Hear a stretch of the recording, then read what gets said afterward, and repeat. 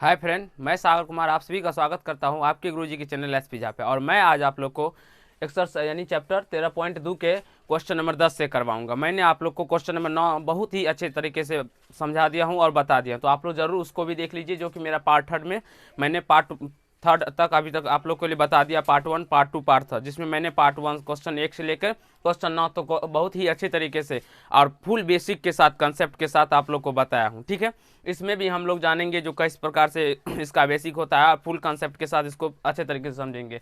तो चलिए हम लोग क्वेश्चन नंबर 10 को समझते हैं और बेसिक से इसको समझने का प्रयास करेंगे। तो क्वेश्चन नंबर 10 आपके स्क्रीन बोर्ड पे चला गया होगा, तो आप लोग देख सकते हैं और पढ़िए। मैं आप लोग को डायरेक्टली पढ़ के समझाता हूँ। क्वेश्चन नंबर 10 है, एक समचतुर्भुज जाकार पार्क की प्रत्येक भुजा की लंबाई 72 मीटर है तथा शीर्ष लंब 18 मीटर है। उस वर्गाकार खेत की मैदान की भुजा क्या होगी जिसका क्षेत्रफल इस समचतुर्भुज के क्षेत्रफल के बराबर है, जिसका क्षेत्रफल उस समचतुर्भुज के क्षेत्रफल के बराबर है। ठीक है, आ जाइए भाइयों, अब मैं आप लोगों को ये बताता हूँ। देखिए, मैंने यहाँ पे एक समचतुर्भुज पहले ही बना लिया है, तो आप लोग यहाँ पे देख सकते हैं, जो एक 72 मीटर का समचतुर्भुज है जिसका प्रत्येक भुजा 72 मीटर है और शीर्ष लंब क्या है तो 18 मीटर है। ठीक है, तो हम जो सब दिया रहता है सबसे पहले हम वो लिख लेते हैं। ठीक है ना, तो यहाँ पे हमारा भुजा दिया हुआ है, तो भुजा लिख लेते हैं कितना दिया हुआ है। यहाँ देख के लिखेंगे, यहाँ भुजा कितना दिया हुआ है 72 मीटर। ठीक है, यानी कि 72 मीटर। और शीर्ष लंब कितना दिया हुआ है, शीर्ष लंब दिया हुआ है मेरा 18 मीटर, यानी कि 18 मीटर। और क्वेश्चन, ठीक है ना, तो इसका क्षेत्रफल हम सबसे पहले निकाल लेंगे। इसका क्षेत्रफल बोल रहा है, इसका क्षेत्रफल जो है सो एक वर्ग इस मतलब इसी के साइज का एक वर्ग है उसके क्षेत्रफल के बराबर है। इसी के साइज का एक वर्ग है उसी के क्षेत्रफल के बराबर है। ठीक है, ये वर्ग हुआ। एक थोड़ा वर्ग डायरेक्टली सीधा वर्ग सीधा होगा, क्योंकि वर्ग का प्रत्येक कोण 90 डिग्री का होता है, ये आपको ध्यान पर रखना है। ठीक है ना, तो इसी के साइज का एक वर्ग है जिसका वर्ग का क्षेत्रफल और इसका क्षेत्रफल क्या है बराबर है। तो इसका भुजा निकालने के लिए हमें बोल रहा है, तो चलिए हम बताते हैं कैसे होगा। इसका नाम आप PQRS दे दीजिए, PQRS। ठीक है, देखिए ये होता है। यहाँ से हम क्या करेंगे तो समचतुर्भुज का क्षेत्रफल निकाल लेंगे। तो चलिए हम समचतुर्भुज का क्षेत्रफल निकाल लेते हैं। समचतुर्भुज का क्षेत्रफल, समचतुर्भुज का क्षेत्रफल निकालेंगे। तो समचतुर्भुज का क्षेत्रफल देखिए, हम लोग जानते हैं जो समचतुर्भुज का क्षेत्रफल 1/2 गुना D1 गुना D2, यानी कि पहला विकर्ण गुना दूसरा विकर्ण, ये भी होता है। और एक होता है आधार गुना शीर्षलंब, एक होता है आधार गुना शीर्षलंब। अगर ये शीर्षलंब हुआ तो ये आधार हो जाएगा, और अगर यहाँ से हम शीर्षलंब खींचेंगे तो ये यहाँ से शीर्षलंब खींचेंगे तो फिर ये आधार हो जाएगा। तो हमें कोई फर्क नहीं पड़ता है, इसलिए नहीं पड़ता है क्योंकि इसका प्रत्येक भुजा बराबर ही होता है, तो हम एक भुजा को ले सकते हैं। तो आधार कितना है यहाँ पे 72 मीटर और गुना शीर्षलंब कितना है 18 मीटर। ठीक है, तो यहाँ से इसको हम डायरेक्टली गुना कर देंगे। तो गुना करते हैं तो 18 36 के 6 हासिल 3, 18 7 18 का 36 54 72 90 108 18 7 26 से और 3 129। और मीटर को जब हम मीटर से गुना करेंगे तो यह मीटर स्क्वायर हो जाएगा। ठीक है, यानी कि 1296 मीटर स्क्वायर कितना निकल के आया तो समचतुर्भुज का क्षेत्रफल निकल के आ गया। 1200 मतलब 96 मीटर स्क्वायर समचतुर्भुज का क्षेत्रफल निकल के आ गया। ठीक है, अब हम जानेंगे जो इसका प्रत्येक भुजा। आप क्या बोल रहा है, जो समचतुर्भुज का क्षेत्रफल वर्ग के क्षेत्रफल के बराबर है। समचतुर्भुज का क्षेत्रफल जो है सो वर्ग के क्षेत्रफल के बराबर है। ठीक है, तो अब हम वो ही बराबर करेंगे, जो यहाँ पे लिखेंगे जो समचतुर्भुज का क्षेत्रफल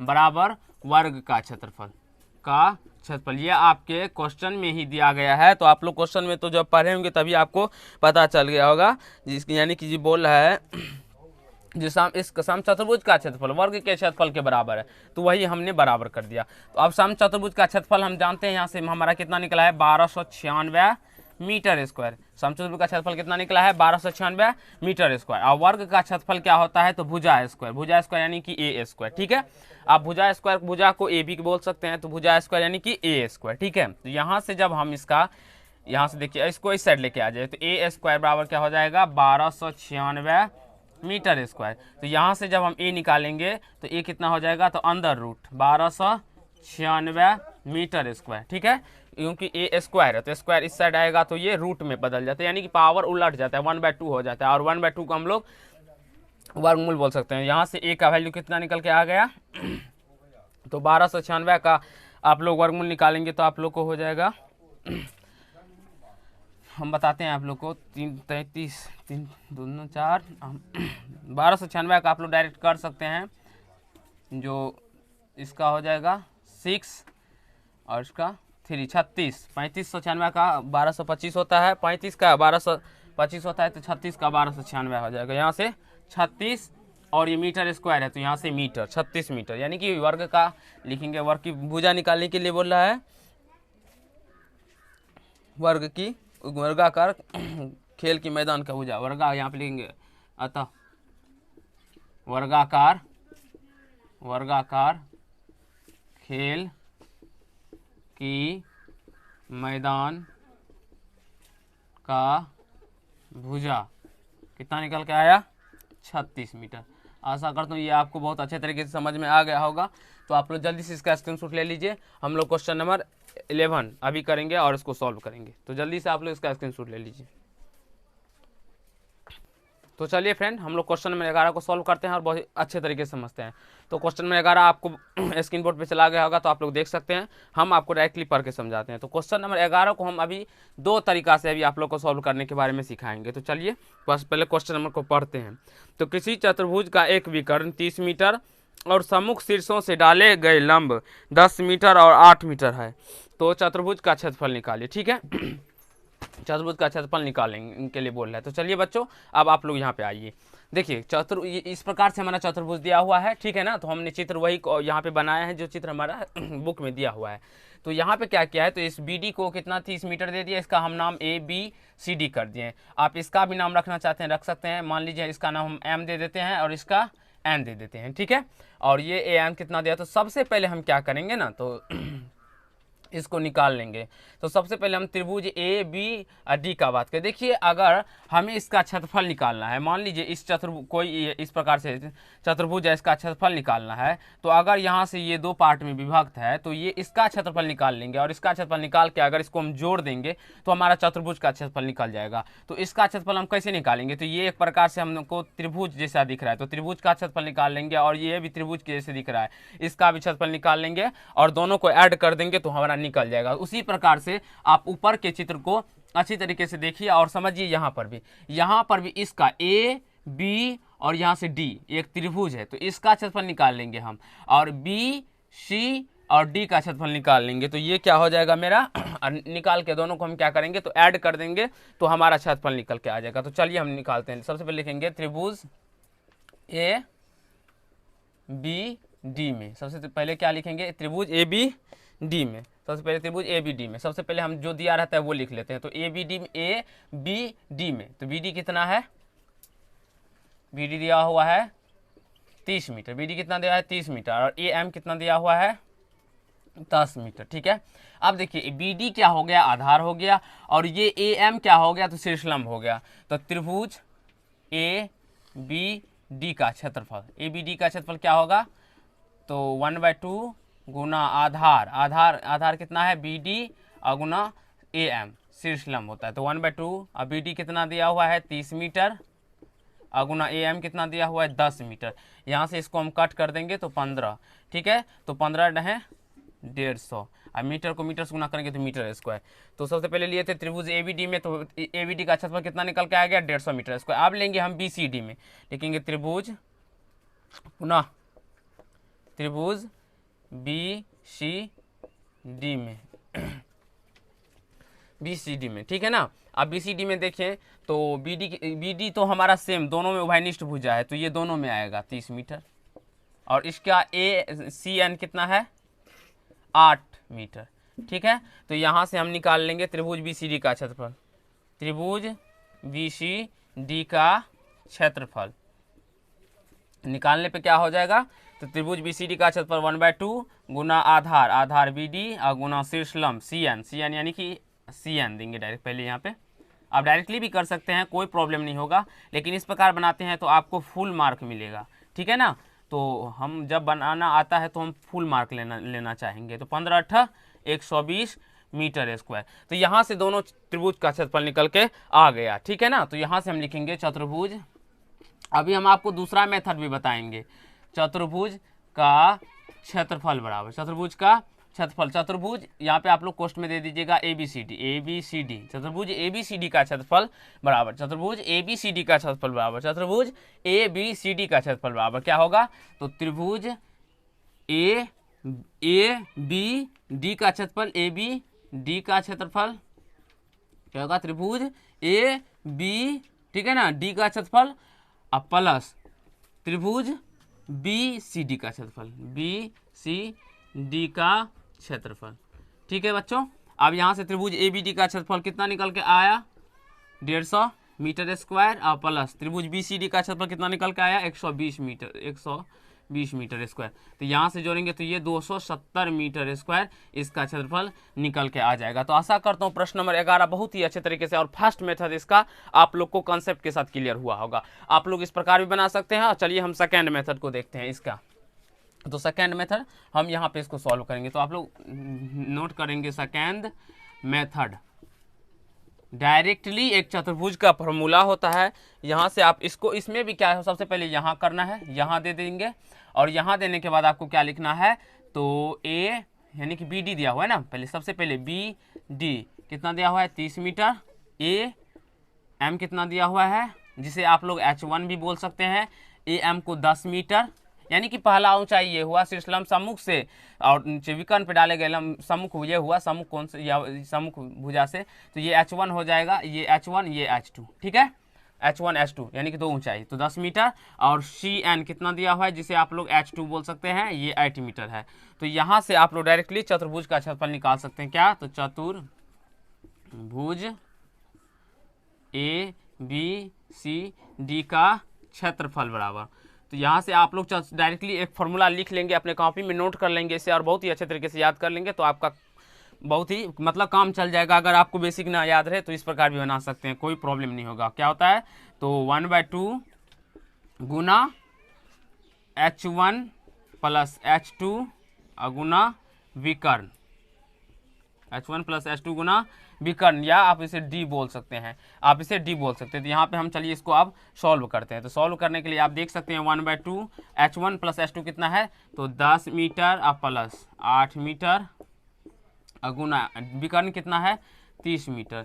ये विकर्ण ही हुआ। हम त्रिभुज के, जब त्रिभुज में देखेंगे तो ये त्रिभुज का आधार हो जाएगा, लेकिन जब हम चतुर्भुज का बात करेंगे तो BD हमारा क्या होगा, तो विकर्ण हो जाएगा, ठीक है बच्चों। अब यहाँ पे देख सकते हैं आप लोग 1/2 अगुना 10 8 18 मीटर अगुना 30 मीटर, ठीक है। यहाँ से इसको हम कट कर देंगे तो 2 9 18 और इसको गुना करेंगे, जब हम इसको मल्टीपल कर देंगे तो 9 3 27 270 मीटर स्क्वायर। तो आप लोग को जो मेथड अच्छे तरीके से समझ में आ गया हो वो मेथड से आप इस प्रश्न को बना सकते हैं और समझ सकते हैं। तो चलिए हम लोग क्वेश्चन नंबर 12 को सॉल्व करते हैं। तो आप लोग इसका स्क्रीनशॉट जल्दी से ले लीजिए। तो चलिए फ्रेंड, हम लोग क्वेश्चन नंबर 12 को सॉल्व करते हैं और बहुत ही अच्छे तरीके से समझते हैं। तो क्वेश्चन नंबर 12 जो है यही चित्र दिया हुआ है और बोल रहा है इसका क्षेत्रफल ज्ञात करने के लिए। तो जो स्टूडेंट हमारा पार्ट 1 या पार्ट 2 देखे होंगे तो उसको ये प्रश्न बहुत ही अच्छे तरीके से बन जाएंगे, मतलब बन गया होगा, क्योंकि मैंने पार्ट 1 में क्वेश्चन नंबर 2 और क्वेश्चन नंबर 3 सेम इसी प्रकार से है। तो आप लोग अगर पार्ट 1 देख लेंगे तो आपको ये भी क्वेश्चन बहुत ही अच्छे तरीके से समझ में आ जाएगा। फिर भी मैं आप लोग को ये प्रश्न अभी बताऊंगा, ठीक है। तो इसको बहुत अच्छे तरीके से समझने का कोशिश करना है। तो क्वेश्चन नंबर 2 मतलब 12 जो है इस प्रकार से चित्र मतलब अपना डायग्राम दिया हुआ है, इसका क्षेत्रफल निकालने के लिए बोल रहा है। तो सबसे पहले हम बात करेंगे ये कौन सा मतलब आकृति है। तो हम देखते हैं, तो ये दो जोड़ा में से एक जोड़ा समांतर है, ये समलंब मतलब समलंब चतुर्भुज है। समलंब चतुर्भुज का परिभाषा डेफिनेशन से आपको आता होना चाहिए, नहीं आता है, यानी कि हर चतुर्भुज कितने प्रकार के होते हैं, क्या होता है वर्ग, क्या होता है समांतर चतुर्भुज, क्या होता है समलंब चतुर्भुज, क्या होता है सम चतुर्भुज, क्या या क्या आयत होता है, वो सभी आप लोग को जानना है। तो मेरा क्षेत्रमिति का पूरा एक विशेष पार्ट मतलब अवेलेबल होगा, वो सभी आप लोग को देख लेना, ठीक है। तो यहाँ पे देख सकते हैं आप लोग। तो सबसे पहले हम यहाँ पे आप बात करेंगे, तो चित्र में सबसे पहले आप लोग देख सकते हैं जो ये 10 सेंटीमीटर है, तो ये भुजा 10 सेंटीमीटर, इतना भी बड़ा ये भी है, तो ये भी क्या होगा तो 10 सेंटीमीटर होगा। सबसे पहले हम क्या करेंगे ना, तो हमें ऊंचाई नहीं पता है, ये इसका ऊंचाई नहीं हुआ, ये आपको ध्यान रखना। ऊंचाई क्या होगा, तो ये शीर्ष लंब सीधा जो डायरेक्टली लंब होगा।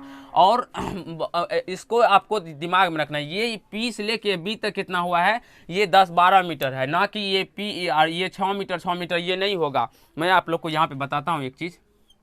अगर मेरा त्रिभुज इस प्रकार है, अगर मेरा त्रिभुज इस प्रकार है, मान लीजिए यहाँ से हम अगर शीर्ष लंब खींचते हैं, तो ये त्रिभुज 2 भागों में नहीं बांटता है। बहुत ऐसे बच्चे होते हैं जो इसको मतलब ये यहाँ से लेकर यहाँ तक को 6 मीटर मान लेते हैं और यहाँ से यहाँ तक को 6 मीटर मान लेते हैं। वो गलत है, ये नहीं मानना है। क्यों नहीं मानना है, क्योंकि शीर्ष लंब माध्यिका नहीं होता है। शीर्षलंब क्या होता है, माध्यिका नहीं होता है। लेकिन हाँ, कोई अगर त्रिभुज का भी बात होता है तो कुछ ऐसा त्रिभुज में भी हो भी सकता है, तो वो अलग बात करें, उसके लिए अलग चेक। लेकिन अगर त्रिभुज का हम बात करें तो इस प्रकार के त्रिभुज में ये माध्यिका नहीं होगा। माध्यिका यहाँ से इसको 2 बराबर भागों में बांटेगा, जो ये बराबर में ये हो जाएगा, ठीक है ना। तो ये आपको 6 मतलब नहीं करना है। अब चलिए हम त्रिभुज का डायरेक्टली क्षेत्रफल निकालेंगे। सबसे पहले यहाँ पे देखिए हमारा जो सब मतलब यहाँ पे देख लीजिए CPB में त्रिभुज। सबसे पहले हम क्या करेंगे, तो हीरोन के सूत्र पे इसका क्षेत्रफल निकाल लेंगे। हीरोन के सूत्र पे इसका क्षेत्रफल निकाल लेंगे त्रिभुज का। तो लिखेंगे, देखिए यहाँ पे जो क्या लिखेंगे, सबसे पहले अर्ध परिमाप। यहाँ पे A बराबर कितना है, 10 सेंटीमीटर, B बराबर कितना है, 12 सेंटीमीटर, और C बराबर कितना है, तो 10 सेंटीमीटर, यानी ABC तीनों भुजा। तो S बराबर यानी कि त्रिभुज का अर्ध परिमाप। त्रिभुज आप इसे इंग्लिश में भी लिख सकते हैं, मतलब हिंदी में भी लिख सकते हैं, यानी कि ये हुआ CPB। हम डायरेक्टली आपको यहाँ पे S लिखेंगे। तो क्या होता है, यानी अर्ध परिमाप। S का मतलब हुआ अर्ध परिमाप। अर्ध परिमाप यानी कि सब भुजा को जोड़ के और 2 से भाग दे देना, ये हो जाएगा अर्ध परिमाप बट्टा 2। 10 centimetre plus 12 centimetre plus 10 centimetre. तो जब इसको जोड़ेंगे तो 20 10 30 2 32 सेंटीमीटर बट्टा 2। 2 से ये कट के आ जाएगा 16, यानी कि 16 सेंटीमीटर। अब यहाँ से हम क्या करेंगे, तो त्रिभुज CPB का क्षेत्रफल, CPB का क्षेत्रफल ले लेंगे। तो क्षेत्रफल हीरोन के सूत्र क्या होगा, under root S into S minus A into S minus B into S minus C हो जाएगा, ठीक है। ये हीरोन के सूत्र पे हो जाएगा। और एक सूत्र यहाँ पे और लिख लेना है त्रिभुज का, ये भी त्रिभुज का ही होता है 1/2, जिससे हमारा ऊंचाई निकल के आ जाएगा। यानी कि दोनों क्षेत्रफल को हम एक ही साथ लेके चल रहे हैं इस बार, ठीक है ना। तो 1/2 गुना आधार गुना ऊंचाई। आपको ये चीज़ समझने के लिए आपको पार्ट 1 में बहुत अच्छे तरीके से मैंने बताया है, तो आप लोग को वो देख लेना है। तो आशा करता हूँ आप लोग सब विद्यार्थी देख लिए होंगे। तो S कितना है यहाँ पे, तो 16 है, और 16 S माइनस A कितना है, तो 10 सेंटीमीटर। अभी हम सेंटीमीटर नहीं देंगे, सेंटीमीटर बाद में ले लेंगे। तो 16 माइनस B कितना है, तो 12, और 16 माइनस C कितना है, तो 10, ठीक है। और यहाँ पे कुल कितना हो जाएगा, तो सेंटीमीटर पे पावर 4 हो जाएगा। सेंटीमीटर पे पावर 4 क्यों होगा, तो इसका 1 सेंटीमीटर, इसका 1 सेंटीमीटर, इसका 1 सेंटीमीटर, इसका 1 सेंटीमीटर, यानी कि 4 सेंटीमीटर। यानी कि जब इसको गुना करेंगे तो ये सेंटीमीटर पावर 4 हो जाएगा। तो चलिए अब हम यहाँ पे इसको सॉल्व करते हैं। तो देखिए आप लोग यहाँ पे देखेंगे आप इस प्रश्न को, तो देखिए 1/2, ठीक है, 1/2 अगुना आधार कितना है, तो 12 सेंटीमीटर। यहाँ पे आप लोग देख सकते हैं ये पूरा हमारा 12 सेंटीमीटर दिया हुआ है, ठीक है ना। तो ऊंचाई तो हमें निकालना ही है, तो ऊंचाई हमें नहीं दिया हुआ है। ऊंचाई अगर दिया रहता तो हम डायरेक्टली निकाल लेते, लेकिन ऊंचाई नहीं दिया हुआ तो हम इसलिए नहीं निकाल पाए। अंडर रूट S, यहाँ देखिए 16 गुना 16 में से 10 जाएगा तो 6 गुना 16 में से 12 जाएगा तो 12, यानी कि 4, और 16 में से 10 जाएगा तो 6 सेंटीमीटर, यानी सेंटीमीटर पे पावर 4 हो जाएगा, ठीक है। अब यहाँ से इसको कट कर सकते हैं, 2 से 2 6 का 12, यानी कि 6 सेंटीमीटर अगुना ऊंचाई। अब यहाँ से हम इसका वर्गमूल निकालेंगे। तो वर्गमूल के निकालने के बारे में मैंने आप लोग को बहुत ही अच्छे तरीके से, यानी कि वर्गमूल के जितने भी प्रश्न होते हैं वो सभी मैंने पार्ट 24 बताए हैं। आप मतलब पार्ट 24 को वर्गमूल का केवल पार्ट बताए हैं, तो आप लोग देख सकते हैं जिसमें कितने सारे प्रश्न मैंने आप लोग को करवाए होंगे। और केवल वर्गमूल ही नहीं, वर्गमूल में से रिलेटेड जितने भी प्रश्न होते हैं वो सभी को सॉल्व किया हूँ। तो आप लोग मेरे प्लेलिस्ट में बना हुआ है, उस वीडियो को देख सकते हैं। तो देखिए डायरेक्टली इसको 16 को 4 से गुना कीजिए, तो 16 चौके 64, और 64 का वर्गमूल होता है 8, ठीक है। इस 6 2 बार है तो डायरेक्टली एक बार 6 आ जाएगा। तो यहाँ से सेंटीमीटर पे पावर 4 है तो 1 हो जाएगा। देखिए फिर से समझिए, 16 चौका 64 गुना 6 का 36, इसका अंदर रूट, तो 64 का वर्गमूल 8 होता है और 36 का 6 हो जाएगा, यानी कि 8 गुना 6। वही चीज़ हम यहाँ पे लिखे थे। ठीक है बच्चों, अब यहाँ से देख सकते हैं आप लोग, तो क्या करेंगे हम लोग, इस 6 सेंटीमीटर को उस साइड लेके चले जाएंगे, तो ऊंचाई बराबर क्या हो जाएगा, तो 8 गुना 6 सेंटीमीटर स्क्वायर है, क्योंकि सेंटीमीटर 4 था तो वर्गमूल में आधा हो जाएगा पावर, यानी कि तो 2, तो इसलिए सेंटीमीटर स्क्वायर हुआ। यहाँ पे 6 सेंटीमीटर गुना के संबंध में था इस साइड, तो इस साइड आया तो भागा के संबंध, इस सेंटीमीटर से इस स्क्वायर कट गया। स्क्वायर कटने का मतलब हुआ जो 2 बार था तो एक बार कट गया, एक बार बच गया, 6 से 6 कट गया। यहाँ से ऊंचाई कितना निकल के आ गया, ऊंचाई बराबर 8 सेंटीमीटर। अब यहाँ पे हम लोग को क्या लिखना है, तो देखिए हमको निकालना है एबीसीडी का क्षेत्रफल, यानी कि समलंब चतुर्भुज, यहाँ पे लिखेंगे समलंब चतुर्भुज ABCD का क्षेत्रफल, समलंब चतुर्भुज ABCD का क्षेत्रफल। तो क्षेत्रफल क्या होता है, तो 1/2 गुना समांतर भुजाओं का योग गुना ऊंचाई, तो 1/2 गुना समांतर भुजा। समांतर भुजा कितना दिया है, देखिए आप पूरा देखेंगे, समांतर भुजा में आप इतना ही नहीं लेना है, आप लोग को पूरा लेना है। तो 22 सेंटीमीटर प्लस 10 सेंटीमीटर, तो 32 सेंटीमीटर, 22 और 10 32 सेंटीमीटर हो जाएगा। हम डायरेक्टली जोड़ दी है, और गुना ऊंचाई 8 सेंटीमीटर, तो आप लोग डायरेक्टली भी कर सकते हैं, कोई प्रॉब्लम नहीं होगा। ठीक है ना, अब यहाँ से इसको गुना कर देंगे, तो 2 से 2 चौका 8, तो डायरेक्टली यहाँ से आप गुना कर दीजिए, 4 दूना 8, 4 तिया 12, 128 सेंटीमीटर स्क्वायर इसका क्षेत्रफल निकल के आ जाएगा। तो आशा करता हूँ प्रश्न नंबर 12 आपको बहुत अच्छे तरीके से समझ में आ गया होगा, यानी कि प्रश्न नंबर 12 ही नहीं, प्रश्न नंबर 1 से लेकर 12 नंबर तक आपका बहुत ही अच्छे तरीके से कंसेप्ट क्लियर होगा। मेरा एक ही मकसद है, आप लोग को सिखाना और आपका कंसेप्ट क्लियर करना। तो धन्यवाद दोस्त, इस पार्ट में हम लोग इतना करेंगे। ठीक है ना, अगर आप लोग को अच्छा लगा तो लाइक कीजिए, कॉमेंट कीजिए, और जितना हो सके इस चैनल को मतलब शेयर कीजिए। तो धन्यवाद, हम लोग पार्ट 12 तक आज पार्ट 4 में कर लिए। अब नेक्स्ट पार्ट यानी कि पार्ट 1 भी बोल सकते हैं, तो अगले चैप्टर से शुरू करेंगे। तो धन्यवाद दोस्त।